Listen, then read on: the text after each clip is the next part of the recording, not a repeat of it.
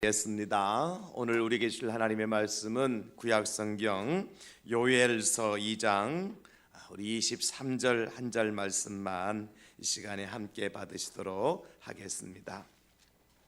요엘서 2장 23절입니다. 구약성경 1272쪽 제가 가진 성경 그렇습니다. 하나님 말씀을 다 찾으시고 성경이 없으신 분들은 앞에 있는 화면을 보시면 성경 말씀이 기록되어 있습니다. 우리 한 목소리로 함께 받으시겠습니다. 시온의 자녀들아, 너희는 너희 하나님 여호와로 말미암아 기뻐하며 즐거워할지어다. 그가 너희를 위하여 비를 내리시되 이른 비를 너희에게 적당하게 주시리니 이른 비와 늦은 비가 예전과 같을 것이라. 아멘.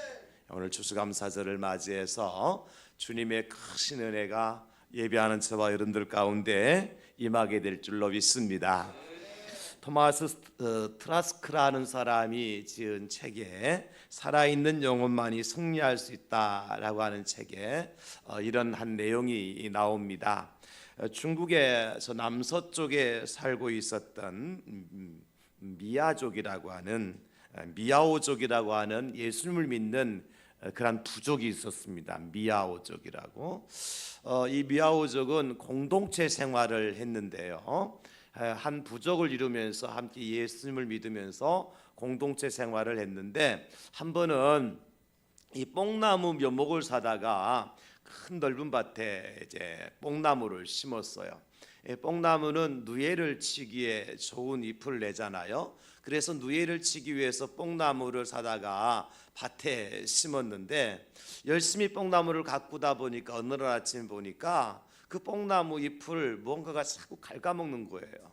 그래서 자세히 보니까 뽕나무 잎을 갉아먹는 송충이와 같은 벌레가 여기저기 붙어가지고 뽕나무 잎을 다 갉아먹어요. 그래서 이제 그 뽕나무 잎을 따서 누에를 치려고 그랬는데 송충이가 그것을 갉아먹으니까 주민들이 그 벌레를 잡기 시작했습니다. 송충이와 같은 이 뽕나무 잎을 갉아먹는 벌레를 아무리 열심히 잡아도 그걸 다 잡아낼 수가 없어요. 그래서 이번에는 어린아이들까지 다 동원을 해서 그 뽕나무 잎에 붙어있는 이 송충이를 잡는 일에 온 힘을 기울였어요. 그러나 역부족이었습니다. 오히려 이 뽕나무 잎에 달려있는 그 송충이를 잡는다고 뽕나무가 새순이 돋아나는데 어린 나무 잎까지 다 이렇게 망가뜨리는 그런 결과를 가져왔어요. 그래서 더 이상 사람의 힘으로 이 뽕나무 잎을 지킬 수 없는 상황에 도달했을 때에 한 농부가 이렇게 외칩니다. 여러분, 우리 이 일을 중단합시다. 그리고 교회로 갑시다. 거기서 하나님 앞에 구합시다. 하나님께서 우리를 도와주실 것입니다. 그래서 사람들이 일손을 다 내려놓고 교회로 달려가서 기도하기 시작했습니다. 하나님, 우리가 이 나무를 묘목을 심어서 여기까지 열심히 가꿨고 이제 드디어 잎이 피어서 누에를 칠 수 있을 때 되었는데 나쁜 벌레들이 와서 이것을 다 갉아먹습니다. 우리가 그 벌레를 잡으려고 노력을 해보았지만 사람의 힘으로 벌레를 다 잡을 수가 없습니다. 하나님 도와주세요. 우리는 어찌할 수 없습니다. 하나님께서 도와주셔야 되겠습니다. 얼마나 간절히 기도하고 밤늦게까지 저녁 이제 늦은 시간까지 기도하고 다 귀가를 했어요. 그리고 그 이튿날 다시 이제 교회로 모여서 기도하려고 이제 집문 밖을 나서는 순간 희한한 광경을 보게 됩니다. 저 회색 하늘 가운데에 새카맣게 새떼들이 몰려오는 거예요. 그리고 그 새떼들이 몰려와서는 그 뽕나무에 다 내려앉아서 그 토실 살이 찐 송충이 벌레를 새들이 다 잡아먹는 것입니다. 그래서 결국 하루아침에 한나절 만에 모든 뽕나무에 있는 이제 나쁜 송충이 벌레들을 새들이 다 잡아먹어서 그에 다시 농사를 잘 지어서 뽕나무를 통해서 누에를 키우는데 성공했다고 하는 그러한 내용이 트라스크라고 하는 사람이 지은 살아있는 영혼만이 승리할 수 있다라고 하는 책에 기록되어져 있습니다. 여러분, 이 세상에는, 저와 여러분들이 살아가는 이 세상에는 사람의 힘으로, 사람의 능력으로 할 수 없는 일들이 많습니다. 우리가 아무리 애를 써도, 노력을 해도, 또 세상의 과학과 문명을 통해서도 할 수 없는 일들이 이 땅에 많이 있어요. 그러나 그런 일들을 하나님께서 하시면 될 줄로 믿습니다.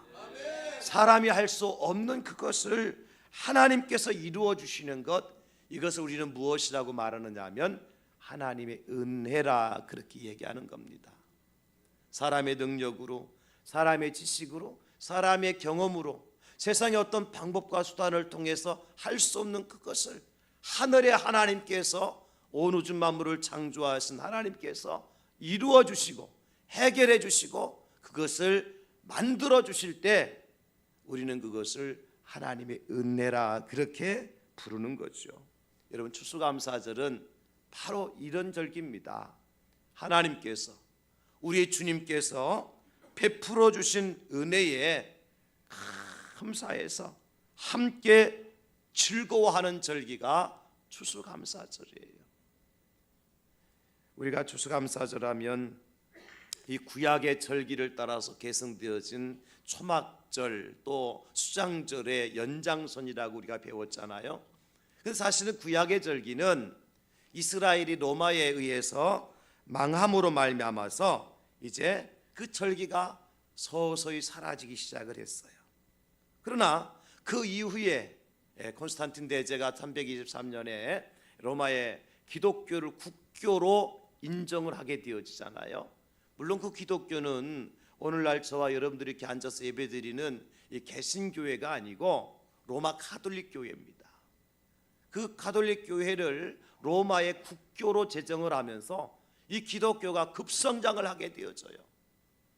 교회 안에 많은 사람들이 몰려오기 시작합니다. 그러면 자연적으로 어떤 현상이 나타나느냐 하면 교회가 세속화되어져 가기 시작하고 교회 물질이 쌓이기 시작하고 교회 안에 계급화 현상이 나타나는 거예요. 교황이 생기고 사제가 생기고 부제가 생기고 철저하게 계급에 의해서 교회가 움직여지고 돈 많은 사람들이 또 횡포를 하게 되어지는, 돈이 없으면 신앙생활 할 수 없는 그러한 물질 만능주의가 교회 안에 들어오게 되는 거죠. 한마디로 말해서 로마의 교회가 부패했다는 겁니다. 그래서 이제 사도행전적 신앙을 가졌던, 초대교회 신앙을 가졌던 이제 정통교회 신자들이 로마 교회가 그렇게 부패하면서 교회를 떠나죠. 교회를 떠나면서 나름대로 자기들만의 공동체를 이루어가는 것입니다. 그것이 바로 퓨리탄이라고 하는 청교도들이었어요. 영국에 이제 기독교가 국교로 되면서 특별히 엘리자베스 여왕 이후에 왕과 후손이 끊겨버립니다. 영국에.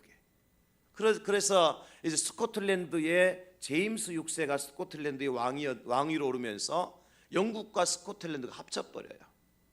그래서 제임스 1세라고 하는 이름으로 이제 영국의 왕으로 이제 등극을 하면서 그 당시에 청교도들이 엘리자베스라든지 그 앞에 있던 메리 여왕에 의해서 탄압을 받고 떠나갔던 청교도들이 다시 영국으로 돌아오죠.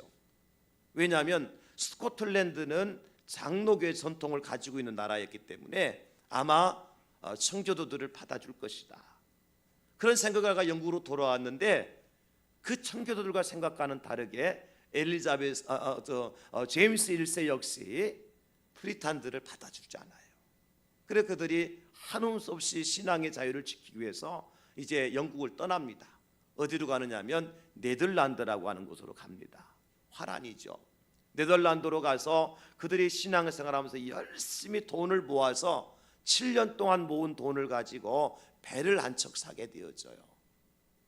그 배의 이름이 바로 스피드웰이라고 하는 배를 사게 되어졌는데, 배를 왜 사느냐면 우리가 이 배를 타고 먼 곳으로 떠나서 우리의 신앙을 지키고 그 아름다운 신앙의 우선을 후손들에게 물려주자, 그런 각오를 가지고 7년 동안 모은 돈을 가지고 스피드웰이라는 배를 사게 되어졌는데, 배를 사놓고 보니까 그 배를 타고 먼 항해를 할 수가 없는 상황이 돼버렸어요. 그래서 다시 그 배를 팔고 새로운 배를 사게 되어졌는데, 그 배가 여러분이 잘 아시는 바로 메이플라워라고 하는, 청교도들이 타고서 65일 동안 항해를 해서 신대륙인 아메리카에 도착하게 되어지는 그 메이플라워 배를 사죠. 배는 180톤도 되지 않는 작은 배였어요. 그 배 안에 102명이라고 하는 퓨리탄들, 청교도들이 배를 타고 65일간의 항해 끝에 마침내 1620년 12월 26일 날 플리머스라고 하는 미국의 해안에 도착하게 되어집니다. 그들은 배에서 내리자마자 통곡하면서 하나님 앞에 감사를 예배드려요. 65일간의 항해 속에서도 하나님이 함께 해주셨고, 물론 그 안에서 병들어 죽고 배고파 죽는 형제와 자매들도 없지 않아 있었어요. 그럼에도 불구하고 우리가 원했던 새로운 대륙에 도착했다는 그 감사 때문에 그들이 플리머스 해안에 오자마자 하나님 앞에 제사를 드리고 예배를 드린 겁니다. 지금도 저 미국의 플리머스에 가면 그 퓨리탄들의 기념교회가 세워져 있습니다. 그들이 1년 동안 이제 그곳에 도착을 해서 농사를 짓습니다. 그러나 그 미개척 지역에서 농사를 짓는다는 건 쉽지 않잖아요.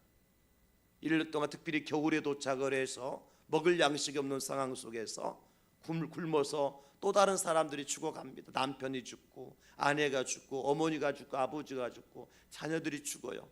그 현장에서 죽은 사람들이 102명 중에서 44명이 죽습니다. 그 나머지 사람들이 농사를 짓고 이듬해에 옥수수 수확을 거두게 되어져요. 그 수확도요, 그곳에 있던 인디언 원주민들이 씨앗을 갖다 주고 또 농사를 짓는 방법을 가르쳐 줘가지고 간신히 얻은 그러한 곡식이에요. 그걸 갖다 놓고 그들이 눈물을 흘리면서 하나님께서 보낸 이 땅에서 우리가 처음 농사를 지어서 이렇게 우리가 일용할 양식을 거두게 되었음을 감사하면서 하나님 앞에 예배드리죠. 이것이 바로 추수감사절의 이제 시초가 되는 것입니다. 여러분, 그러므로 오늘 우리가 지키는 추수감사절은 단순히 농사를 지어서 얻은 곡식 때문에 감사하는 절기가 아니에요.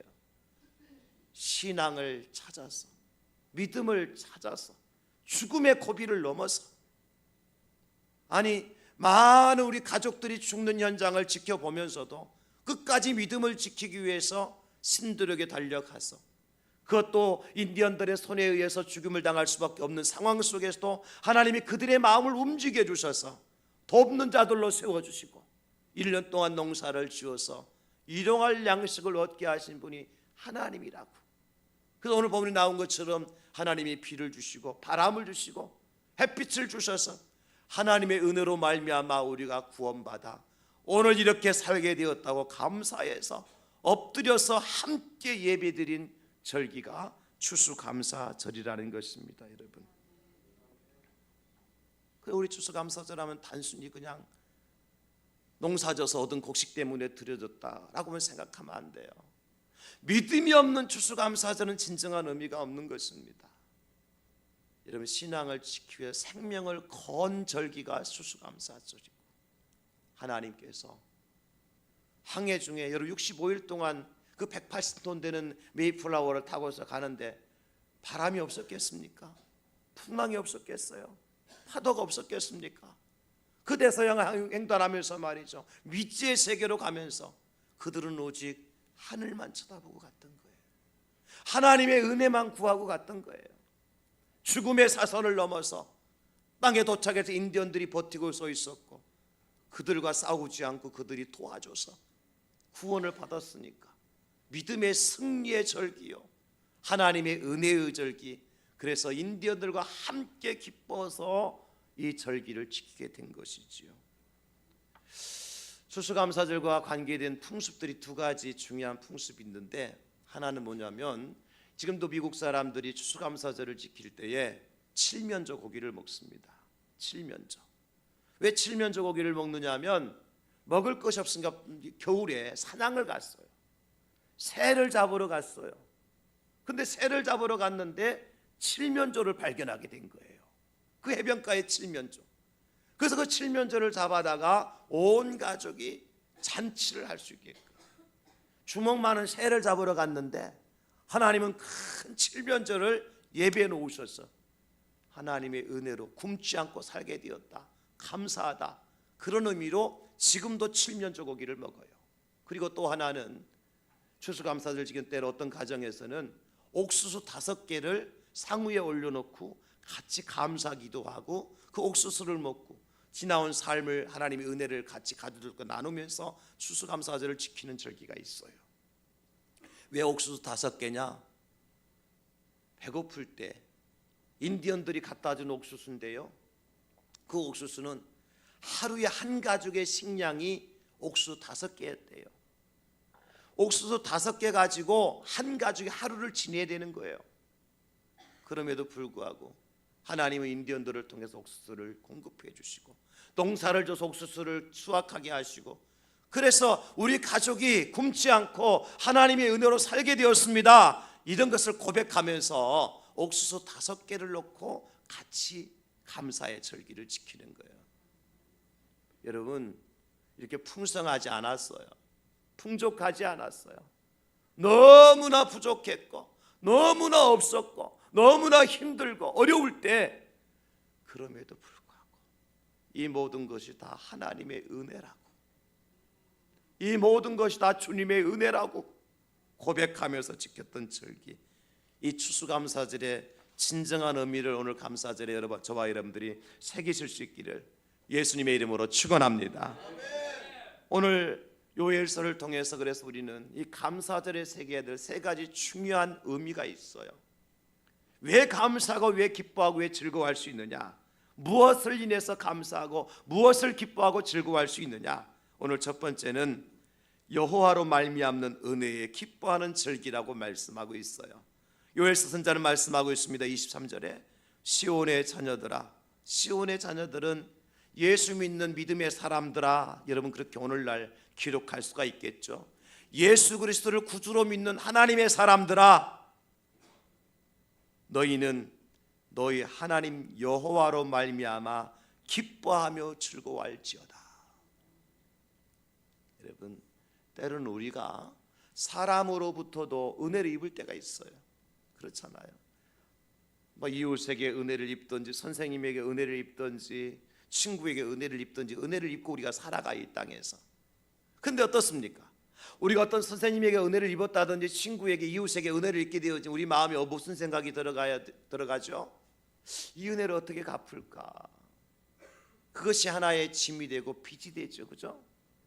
그런 마음도 없는 사람들은 이상한 사람이에요.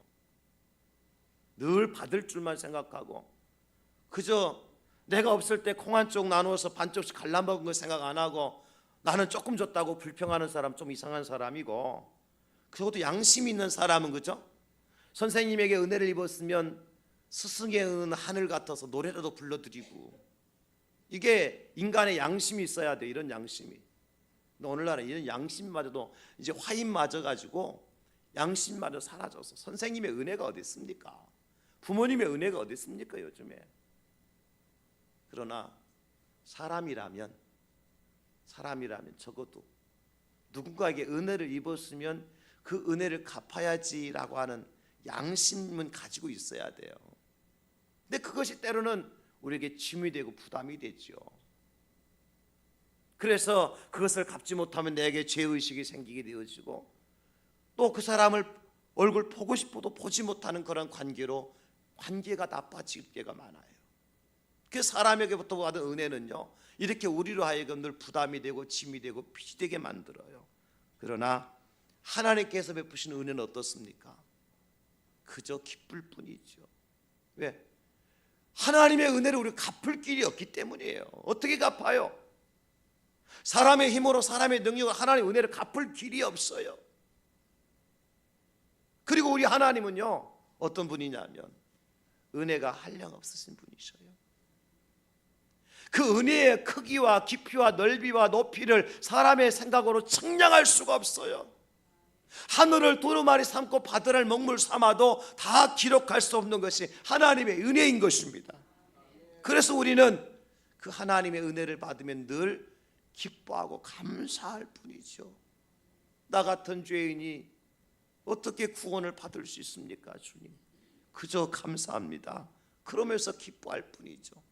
그래서 진짜 은혜는 하나님께로부터 오는 은혜예요. 그 은혜의 출처가 하나님께로부터 내려줄 때 우리에게 참된 기쁨이 있고 참된 감사가 넘칠 수가 있다는 것입니다. 여러분, 농사를 짓더라도 이른 비와 늦은 비를 누가 주십니까? 하나님이 주시지요.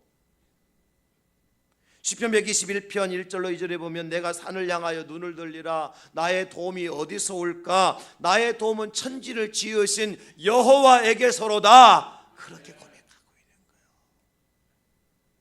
여러분, 은혜의 출처가 하나님이기 때문에 기뻐하고 감사할 수 있는 거예요.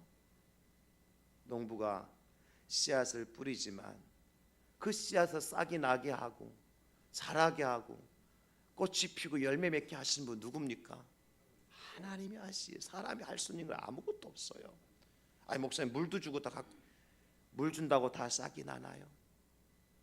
싹이 난다고 다 꽃이 피고 꽃이 핀다고 다 열매가 되고 열매가 맺었다고 다 내가 수확할 수 있나요? 여러분, 농사의 원리를 보면 내가 할 수 있는 것은 아주 하나님께서 하신 일에 비하면 조적지열이에요. 새발의 피예요. 내가 아무리 많은 씨앗을 뿌렸다 하더라도 싹이 나게 하신 하나님의 은혜가 없으면 거둘 수가 없다니까요. 그러나 내가 조금을 뿌렸어도 하나님께서 많이 거두게 하시면 많이 거두는 축복을 누릴 수가 있습니다. 하나님께서 은혜의 출처가 되시고 하나님께서 축복의 출처가 될 때 그것이 진정한 은혜요 진정한 축복이라는 거예요. 그래서 시편 기자는 127편 1절에서 이렇게 고백하죠. 여호와께서 집을 세우지 아니하시면 세우는 자의 수고가 헛되고 여호와께서 성을 지키지 아니하시면 파수꾼의 경성함이 허사로다. 내가 우리 집을 지킨다고 내가 지켜지나요? 여러분, 이번에 포항에 지진이 일어났을 때는 보셨잖아요. 내가 아무리 그것을 붙들고서 집이 무너지지 않도록 붙들고 있다고 그것이 안 무너집니까? 하나님이 지축을 한번 흔드시면요 남을 게 아무것도 없어요. 저 북한의 김정일이가 맞나요? 헷갈려 그 사람 맨날. 지금 지하 600m 이하의 벙커를 다 만들어 놨대요. 60m가 아니라 600m 지하에 벙커를 다 만들어 놨답니다 이미. 그러면 그것이 안전합니까 여러분? 하나님이 지축 한번 흔들어 놓으면 6000m 지하라도요 다 무너져 없어집니다. 사람의 힘과 사람의 능력에는 한계가 있는 거예요. 하나님께서 지켜주셔야 온전한 지키심이 되고 하나님께서 보호해 주셔야 되고 하나님께서 은혜를 주셔야 되는 것이지 하나님께서 한번 흔드시면 모든 것이 수고가 헛된 것이라니까요. 그래서 오늘 저와 여러분 이 자리에 앉아서 예배 드릴 수 있는 것이 하나님께서 우리 가정을 지켜주셨고 내 영혼을 지켜주셨고 내 육신을 지켜주셨기 때문에 가능한 것이다. 은혜가 하나님께로부터 왔다. 그 사실 때문에 감사하고 기뻐할 수가 있는 겁니다. 우리가 지난 한 주간 동안 작정밤 기도 대행진을 통해서 5분의 세계적인 강사님들의 간증과 말씀을 들었어요. 들으신 분들은 굉장히 은혜가 됐을 겁니다. 세상에 이런 일이 일어날 수 있을까? 김혁근 가수 같은 경우는 오토바이 타고 가다가 사고가 나가지고 의사가 그랬다잖아요. 20분 안에 자기 부모들한테 전화를 하면서 20분 안에 오지 않으면 살아있는 이 아들 얼굴 볼 수 없다고. 생명이 20분이면 끝난다는 거예요. 그 얘기는. 그런데 그 아들이 수술실 들어갔다 나와서 지금도 더 크로스라고 하는 그러한 이제 보컬을 만들어서 찬양을 하고 있잖아요. 그 락 가수로서 이제 Don't Cry 같은 노래를 부를 때 3옥타브의 노래를 불렀던 사람이에요. 3옥타브가 뭔지 아세요? 도레미파솔라시 도를 3번 했다는 거예요. 여러분 한 옥타브도 힘들어요. 우리는 3옥타브의 넘나든 엄청난 가수였어요. 근데 그때 결성했던 그 그룹의 이름이 뭐냐면 더 크로스였다고 그래요. 왜 더 크로스라고 했는가 하니까 음악을 넘나든다는 거죠. 모든 음악을 관통한다는 거죠. 그런 의미로 더 크로스라는 이제 그룹을 이름을 만들었대요. 그런데 지금도 더 크로스인데 그때의 더 크로스하고 지금 더 크로스는 다르죠. 지금은 십자가를 증거하는 더 크로스, 십자가를 증거하고 십자가를 찬양하는 가수로 변화시켜 주셨어요. 저는 그 과정을 보면서 하나님이 생명을 좌지우지하시는 분이구나. 20분에 끝날 생명도 하나님께서 붙들어 주시면 다시 찬양하는 사람으로 만들어 주시는구나. 여러분, 우리의 생명과 우리의 모든 은혜가 하나님께로 돌 때 그것이 온전한 것이고 완전한 것입니다. 제가 지난 한 주간 동안 불렀던 찬양이 있었는데 하나님의 은혜라고 하는 그런 찬양을 제가 불렀었어요. 제가 지금 목이 안 좋아서 불러드리지 못해. 제가 가사만 불러드릴게. 나를 지으신 이가 하나님, 나를 부르신 이가 하나님, 나를 보내신 이도 하나님, 나의 나된 것은 다 하나님의 은혜라. 나의 달려갈 길 다 가도록, 나의 마지막 호흡이 닿도록 나로 그 십자가 품게 하시니 나의 나된 것은 다 하나님의 은혜라. 한량없는 은혜, 갚을 길 없는 은혜, 내 삶을 내워싸는 하나님의 은혜. 나 주저함 없이 그 땅을 밟음도 나를 붙드시는 하나님의 은혜. 내 호흡마저도 하나님의 은혜가 없이 존재할 수 없다는 겁니다. 여러분, 우리가 밭에 소출을 거두게 하심도 하나님의 은혜인 줄로 믿습니다. 한 달 동안 쑥에서 얻도록 수입을 얻도록 하심도 하나님의 은혜인 줄로 믿습니다. 여러 가지 지난과 지진과 재난 가운데서도 우리의 가정과 우리 집을 지켜주신 것도 하나님의 은혜인 줄로 믿습니다.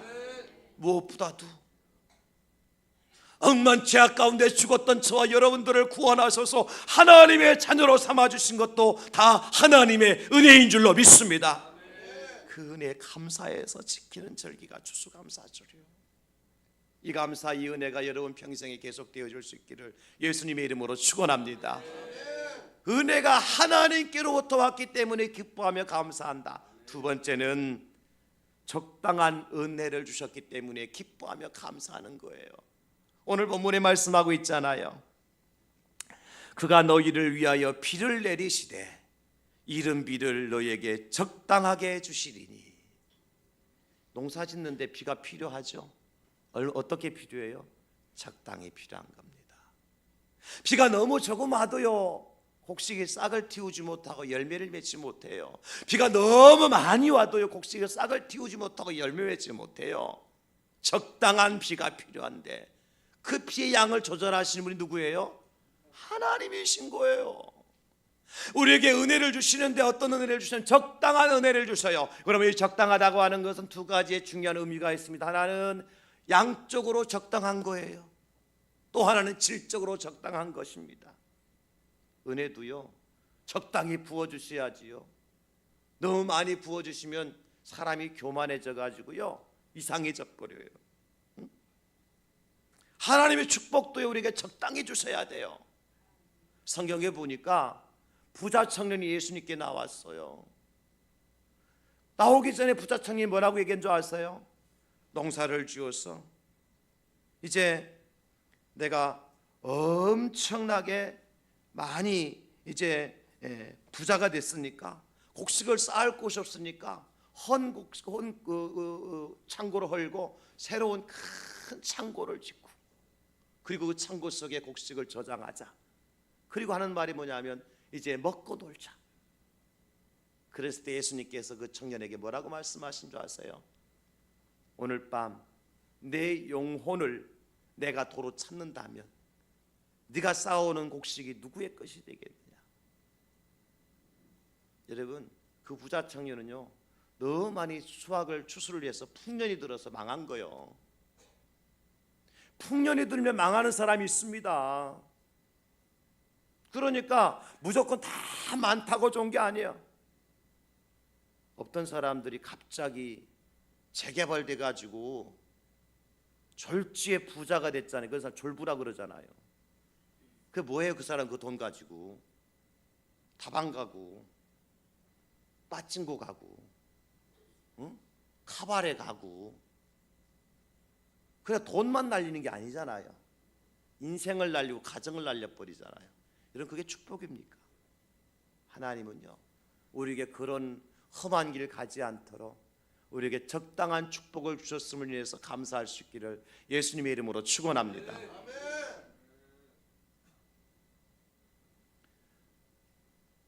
제가 몇 년 전에 사실은 그 목회학 박사학위 과정을 공부를 미국 가서 공부를 했어요. 그제 학위를 안 받았습니다. 과정만 공부했어요. 학위를 안 받은 두 가지 이유가 있어요. 하나는 논문을 쓸 만한 여유가 없었어요, 사실은. 그래서 제가 도서관 가서 다 준비는 다 해놨어요. 책하고 다 세팅 다 해놨는데, 세팅하고 논문을 쓰려고 하나님께 이런 마음을 주세요. 네가 혹시 박사 학위를 받고 박사 가운을 입고 그것 때문에 목회하는데 지장이 된다면 어떻게 할래? 그런 마음을 주시더라고요. 제가 내려놨습니다.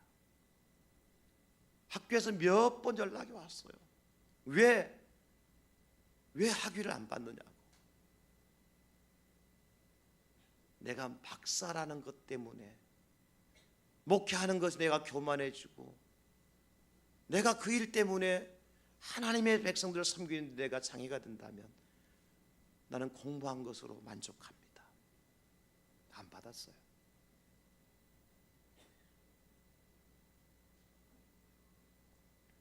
여러분, 하나님이 주신 적당한 은혜가 우리에게 필요한 거예요. 사도 바울이 고린도후서 12장에 보면 뭐라고 고백하느냐면, 내가 엄청난 계시, 큰 계시를 받아서 감당할 수 없는 계시를 받았다. 그랬을 때 하나님께서 나를 자만하지 않도록 하시기 위해서 육체의 가시, 곧 사탄의 가시를 나한테 주셨다. 내가 그것을 위해서 3번 없어지도록 하나님께 기도했는데 하나님께서 내게 말씀하시기를, 고린도후서 12장 9절에 보면 내 은혜가 내게 족하다, 그렇게 말씀하셨다는 겁니다. 사도 바울에게 육체의 가시, 앞을 보지 못하고 그것 때문에 고통스럽게 만들었던 그 육체의 가시를 하나님께 주셨는데, 바울 사도가 하나님께 내게 준 은혜다, 그게 은혜다라는 거예요. 여러분, 때로는요 우리가 고난을 받는 것이 은혜일 수 있습니다. 잘 나가는 사람, 돈 잘 벌리고 세상에 잘 나가는 사람, 하나님께서 딱 그 이제 모든 생활을 정지시키고 잠시 고난을 주신 것도 은혜입니다. 왜냐하면 바울 사도가 엄청난 은혜를 받았잖아요. 눈만 감았다면 천국 3천층까지 갔다 온 사람이니까, 눈만 보면 감으면 계시가 나타나고 환상이 보이고 음성이 들리고, 이 바울 사도에 가서 이 근처에 가면 어떤 사람 바울 사도에게 그림자만 잡히면 이제 나을 것 같아서 그 정도 역사가 나타났어요. 불뱀이 바울 사도를 물었지만 그냥 툭 털어버려도 바울 사도가, 불뱀이 바울 사도를 해치지 못하도록 하나님 그런 역사도 해주셨어요. 그런 엄청난 은혜를 받은 사람인데 그대로 내버려두면 어떡할까요? 예수님보다 바울 사도가 위로 올라갈 수 있을 겁니다. 하나님은 그것을 아시고 적당한 은혜를 주시는데 육체의 가시를 주신 거예요. 여러분, 그러면 우리가 지나온 세월들, 때로는 내가 아프고 힘든 일을 만났었던 것도 하나님의 은혜인 줄로 믿으시기 바랍니다. 내 자녀들이, 내 가족들이 나를 아프게 하고 나를 힘들게 만들었던 것도 하나님께 나를 세우시기 위한 하나님의 은혜인 줄로 믿으시기 바랍니다. 아직도 그런 상황 가운데 있는 분들 계실 거예요. 하나님 나를 붙드시고 나를 만들어 가시고 나를 훈련시키시고 나를 하나님의 사람으로 온전히 세우시기 위해서 하나님이 내게 적당한 은혜를 주시고 있구나 하는 믿음을 가지고 여러분 승리하실 수 있기를 예수님의 이름으로 축원합니다.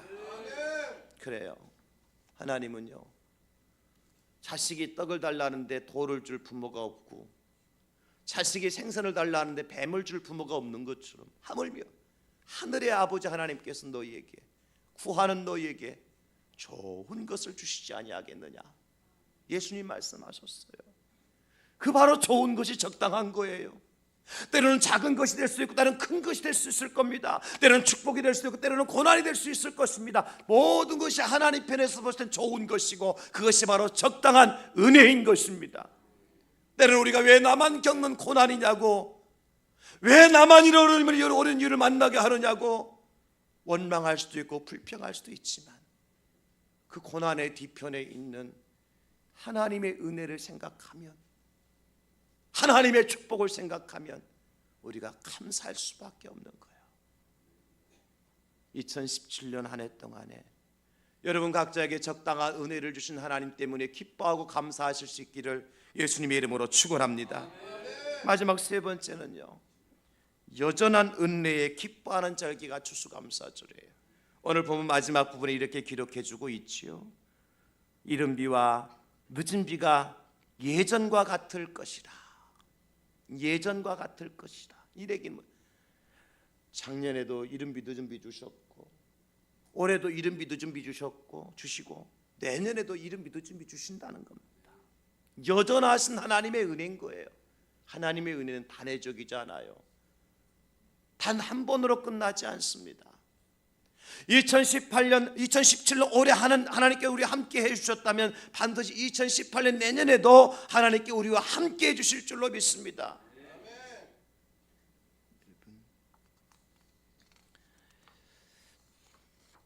그래서 히브리서 기자는 히브리 13장 8절에 이렇게 말씀해주고 계세요. 예수 그리스도는 어제나 오늘이나 영원토록 동일하시니라. 변함이 없어요. 주님의 은혜는 변함없는 은혜. 여러분, 그것으로 끝나지 않아요. 출애굽기 20장 6절에 보면 나를 사랑하고 나의 계명을 지키는 자에게는 천대까지 은혜를 베푸시느니라. 약속입니다. 여러분, 그러므로 아브라함의 하나님이고 나의 하나님이고, 이삭의 하나님이고 나의 하나님이고, 야곱의 하나님이고 나의 하나님이 될 수가 있는 것입니다. 이스라엘 40년 광야 생활을 하면서 하나님께 그 백성들 어떤 은혜를 베풀어 주셨어요? 신명기 8장 4절에 보면 이 40년 동안에 내 의복이 헤어지지 아니하였고 내 발이 부르트지 아니하였느니라. 40년 동안에 옷 한 벌 가지고 살게 하신 분이 하나님이시고, 그저 남학신 그저 한 켤레 가지고 살게 하신 분이 하나님이셔요. 하나님이 지키시면 해할 자가 없어요. 하나님이 함께 하시면 해칠 자가 없어요. 근데 그 하나님의 은혜와 사랑은요, 여전하신 거예요. 변함이 없는 거예요. 어제나 오늘이나 내일이나 동일하신 거예요. 그래서 한번 택함을 받은 백성들은 천국의 그날까지 영원한 하나님의 자녀가 되는 겁니다. 여러분, 예수님 약속하셨어요. 마태복음 20장 28장 20절에 말씀하시기를 볼지어다 내가 세상 끝날까지 너희와 항상 함께 있으리라. 저는 확신합니다. 2017년 추수감사절, 우리가 감사절 절기를 끝나는 것이 아니라 2018년에도 19년에도 더 풍성한 감사의 절기로 하나님께 영광을 돌려드릴 그날을 우리에게 허락하여 주실 줄로 믿습니다. 여러분, 이 한 해 동안 어렵고 힘든 세월을 보내셨습니까? 하나님의 사랑이 여전하고 하나님의 은혜가 여전하시다면 내년도에는 남겨진 하나님의 사랑과 은혜를 우리에게 공급해 주실 줄로 믿습니다. 오늘 2017년 한 해 동안 여러분 풍족한 삶을 사셨습니까? 그렇다면 2018년도 하나님께 더 크고 비밀한 것을 우리에게 보여주시면서 더 풍족한 삶 가운데로 인도해 주실 줄로 믿습니다. 왜냐하면 우리 하나님은 여전하신 은혜를 베풀어 주시는 분이기 때문에 변함이 없어요. 올 한 해 감격적인 한 해를 우리가 보내고 있지 않습니까? 내년에 또 한 번의 감격의 삶을 살게 될 거예요. 하나님의 축복은 여러분 당대에 끝나지 않는다고 그러셨어요. 여러분 자녀 후손 천대까지 하나님께서 은혜를 베풀어 주신다고 약속하셨어요. 이것이 여전하신 하나님의 은혜인 것입니다. 더 큰 축복 아닙니까 여러분? 나보다 우리 자녀들이 그 다음 세대가 더 큰 비밀한 하나님의 은혜와 축복 속에 살아갈 수 있다고 하는 것은 오늘 말씀하신 거예요. 이른 비와 늦은 비가 예전과 같을 것이라. 변함없으신 그 주님의 은혜, 적당하신 하나님의 은혜, 하늘로부터 주신 하나님의 은혜, 이것 때문에 기뻐하고 감사하시는 저와 여러분 될 수 있기를 예수님의 이름으로 축원합니다. 기도합시다.